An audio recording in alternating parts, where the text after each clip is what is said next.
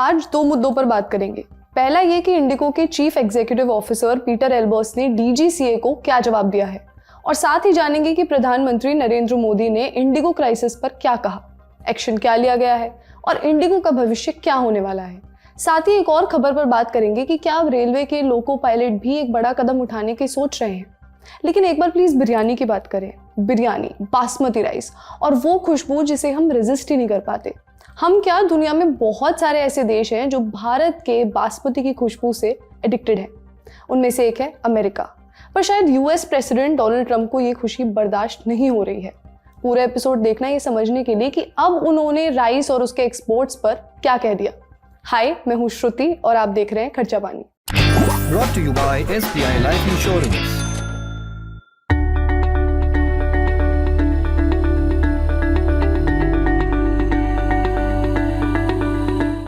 आज है 9 दिसंबर और एक हफ्ते से ऊपर हो चुका है इंडिगो क्राइसिस को, और हम फिर ले आए हैं आपके लिए फ्रेश डेटा कि आज कितनी फ्लाइट्स कैंसिल हुई हैं। आज इंडिगो की कुछ 500 फ्लाइट्स रद्द हैं। दिल्ली में 152, बेंगलुरु में 121, चेन्नई में 81, हैदराबाद में 58, मुंबई में 31, लखनऊ में 26 फ्लाइट्स कैंसिल हो चुकी हैं। लेकिन दिन बीतते बीतते इंडिगो के अधिकारियों का बयान आ गया है कि सब नॉर्मल हो गया है। देखिए, Indigo is back on its feet and our operations Indigo पूरी तरह से पटरी पर लौट आई है और हमारी सभी उड़ानें स्थिर रूप से संचालित हो रही हैं। हाल ही में हुए ऑपरेशनल चैलेंजेस के दौरान हमने आपको निराश किया, इसके लिए हम क्षमा चाहते हैं। सबसे पहले और सबसे महत्वपूर्ण, हमारे सम्मानित ग्राहकों के लिए हमने नो क्वेश्चन आस्क्ड यानी बिना किसी सवाल के रिफंड प्रक्रिया शुरू की। लाखों यात्रियों को उनका पूरा रिफंड पहले ही मिल चुका है और हम ये प्रक्रिया रोजाना जारी रखे हुए हैं।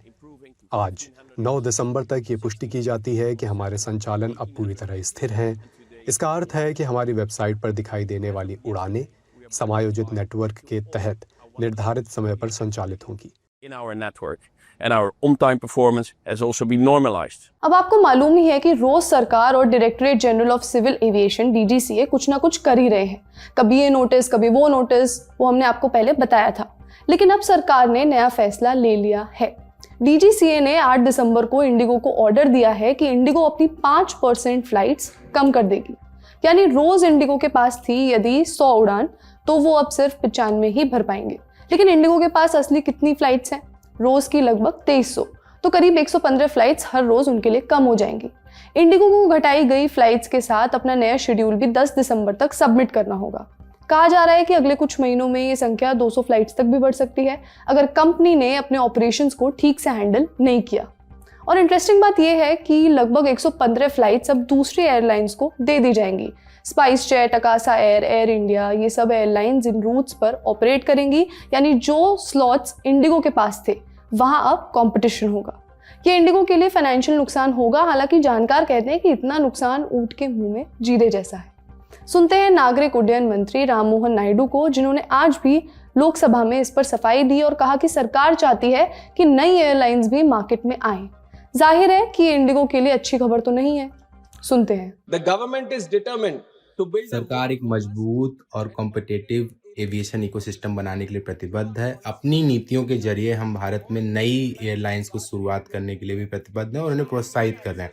हम ये सुनिश्चित कर रहे हैं कि देश का जो एविएशन स्ट्रक्चर है उसमें सभी की निष्पक्ष पहुंच हो और जो डुओपोली है इंडियन स्काईज में वो पूरी तरीके से खत्म हो जाए, ताकि जो किराया है और जो बाकी की कंट्रोल है वो किसी एक के हाथ में ना रहे। ज़्यादा एयरलाइंस का मतलब है कि यात्रियों के लिए ज़्यादा विकल्प रहेंगे और उन्हें बेहतर दाम पर टिकट बुक करने का मौका मिलेगा। affordability and more resilience for the passengers. इसके अलावा प्रधानमंत्री मोदी ने भी इंडिगो के क्राइसिस पर अपनी बात रखी। संसदीय कार्य मंत्री किरण रिजिजू ने आज संसद में बताया कि पीएम मोदी ने एनडीए की पार्लियामेंट्री मीटिंग में कहा कि रूल्स और रेगुलेशंस अच्छे हैं, लेकिन उनका इस्तेमाल सिस्टम को बेहतर करने के लिए करना चाहिए। यात्रियों को तकलीफ नहीं होनी चाहिए।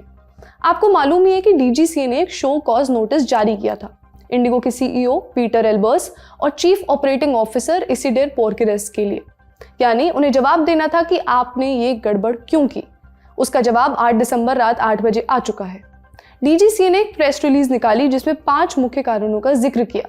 पहला है माइनर टेक्निकल ग्लिचेस, यानी छोटी मोटी तकनीकी समस्या। छोटी मोटी 3000 फ्लाइट्स कैंसिल माइनर परेशानियों की वजह से हुई हैं। ओके। अगला कारण बताया कि schedule changes link to the start of the winter season, यानी सर्दियों के सीजन की शुरुआत के साथ शेड्यूल में बदलाव। लेकिन वाजिब सवाल है कि सर्दियां तो हर साल आती हैं, क्या पहली बार सर्दी आई है? तीसरा कारण है एडवर्स वेदर कंडीशंस, यानी खराब मौसम। इंडिगो को ही क्यों सबसे ज्यादा प्रॉब्लम हुई? एयर इंडिया, विस्तारा, स्पाइसजेट सब तो ठीक चल रहे थे। बहरहाल इंडिगो के सीईओ ने चौथा कारण बताया increased congestion in the aviation system. सीधा बहाना कि हवाई अड्डे पे भीड़ बढ़ गई। और आखिरी कारण implementation and operation under the updated crew rostering rules FDTL phase 2 norms, यानी पायलट्स को लेकर जो नए रूल्स आए हैं उनको लागू करने में दिक्कत हुई। अब ये कारण हम सबको मालूम है और दिख भी रहा है। पहले 4 कारण को समझने के लिए हमें किसी एक्सपर्ट की जरूरत नहीं है। इससे बचपन के वो दिन याद आ गए जब टीचर पूछती थी कि होमवर्क क्यों नहीं किया, तो हम पेट दर्द, नानी का घर टाइप का बेतु का बहाना लेकर आते थे, लेकिन ये नहीं कहते थे कि होमवर्क ना करना हमारी गलती थी। इंडिगो की बाकी बहानेबाजी से अलग जानने की जरूरत है आखिरी वाले बहाने का मतलब क्या है। FDTL रूल्स आपको मालूम ही है, पायलट्स की तबीयत, वेलबींग और सेफ्टी को देखते हुए सरकार ने नए रूल्स बनाए थे। लेकिन प्रॉब्लम तब आई जब इंडिगो ने मालूम होते हुए भी इसकी तैयारी नहीं की। Civil aviation minister Ram Mohan Naidu ने संसद में साफ कहा कि इंडिगो की अपनी गलती है, नए रूल्स की नहीं। एक और दिलचस्प बात सामने आई।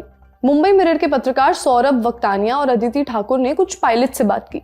उस बातचीत में पायलट्स ने कहा कि जिस समय इंडिगो की फ्लाइट्स एक एक करके कैंसिल हो रही थी, उस समय वो उड़ान भरने को तैयार थे, लेकिन उन्हें एयरलाइंस की ओर से कोई ड्यूटी ही नहीं मिली। पायलट्स ने कहा कि एक झूठा नैरेटिव चल रहा है कि पायलट स्ट्राइक पर बैठे हैं, पर ऐसा कुछ नहीं है। हम तैयार हैं, एयरलाइन ने हमारी ड्यूटी ही नहीं लगाई।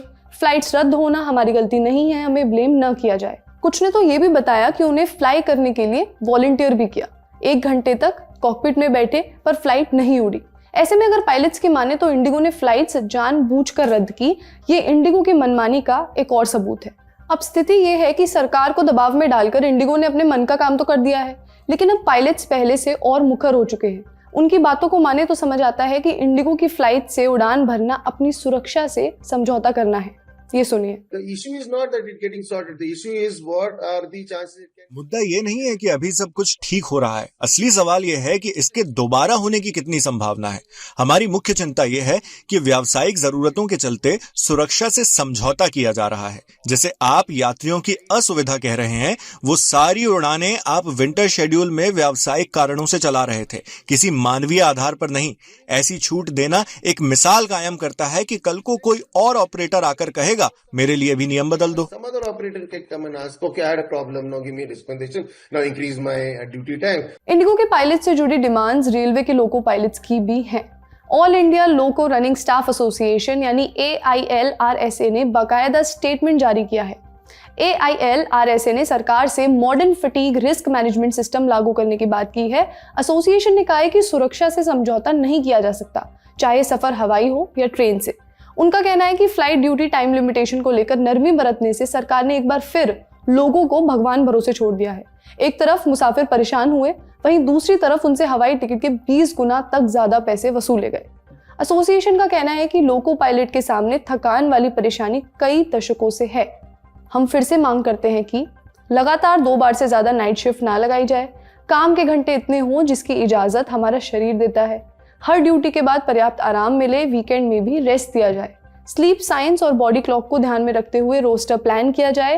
रोस्टर यानी ड्यूटी चार्ट, जिससे पता चलता है कि किसकी ड्यूटी किस दिन और कितने बजे है। शिफ्ट 6 घंटे की हो और उसे कड़ाई से लागू किया जाए। स्टाफ की कमी ना हो, इसलिए खाली पद तेजी से भरे जाए। तर्क साफ, अगर एयरलाइन पायलट्स को FDTL रूल्स दिए जा रहे हैं तो लोको पायलट्स को क्यों नहीं। अब आते हैं आज की अगली खबर पर। US प्रेसिडेंट डोनाल्ड ट्रंप इस बात से थोड़ा सा खफा हैं कि अमेरिका में लोग भारत का प्रीमियम बासमती क्यों खा रहे हैं और वहां के लोग अमेरिका का चावल क्यों नहीं खा रहे हैं।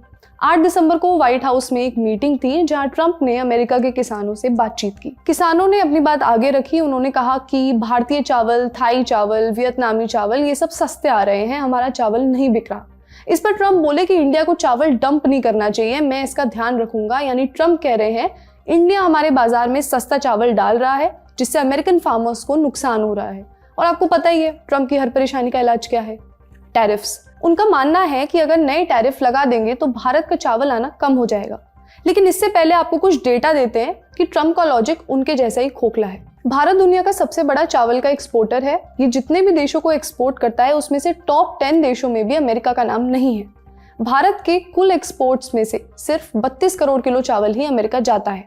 हाँ, इसकी कीमत जरूर अच्छी है, लगभग 3600 करोड़ रुपए, क्योंकि भारत अमेरिका को ज्यादातर प्रीमियम बासमती ही भेजता है। और अब आता है मजेदार पार्ट, अगर ट्रम्प टैरिफ्स लगाते हैं तो किसको प्रॉब्लम होगी? भारत को? शायद उतनी नहीं। इंडियन राइस एक्सपोर्टर्स फेडरेशन के वाइस प्रेसिडेंट देव गर्ग की माने तो भारत को इसका उतना असर नहीं पड़ेगा, बल्कि अमेरिका के लोगों पर पड़ेगा। पहले 10% टैरिफ था, तब भी वहां के लोग भारत का बासमती खरीद रहे थे। अभी 50% टैरिफ कर दिया था, फिर भी खरीद रहे थे, उसकी क्वालिटी और उसके स्वाद की वजह से।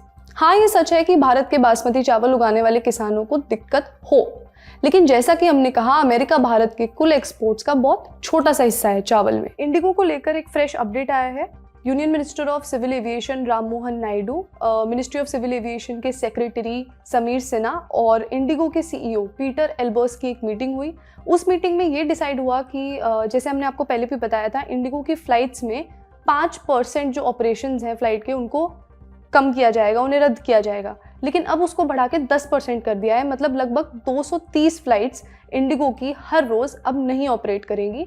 इसके साथ साथ सीईओ पीटर एल्बर्स ने ये भी बताया कि 6 दिसंबर तक जो भी फ्लाइट्स थी, कैंसिल हुई, डिले हुई, जो भी था, उन सबका रिफंड प्रोसेस कर दिया गया है और 6 दिसंबर के बाद जो फ्लाइट्स हैं उनका रिफंड का प्रोसेस भी जल्द से जल्द पूरा होगा। ये था आज का एपिसोड। इंडिगो वाली क्राइसिस के बारे में आपका क्या सोचना है, हमें कॉमेंट सेक्शन में ज़रूर बताएं। अपना ख्याल रखिए, बाकी और देखते रहिए द ललन टॉप। शुक्रिया।